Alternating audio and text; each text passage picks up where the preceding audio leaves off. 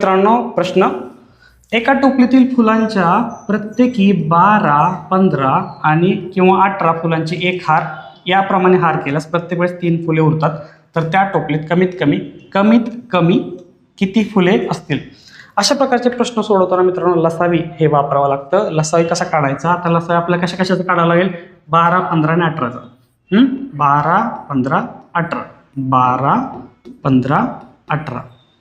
चला कितीने भाग जातोय 3 ने जातोय सर 3 चौक 12 3 5 15 3 6 18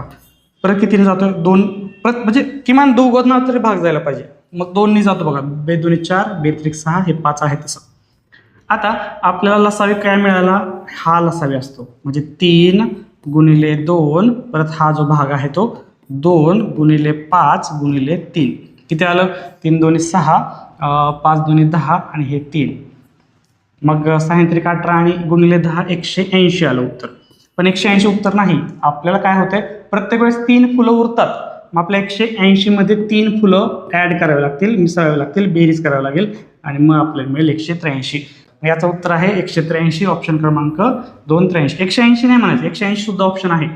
पण हे 3 फुलं जे आहेत का ते विसरायचं नाही 3 फुलं उरतात ते 3 फुलं याच्यात मिसळायची तेव्हाच आपल्याला 183 उत्तर येतं।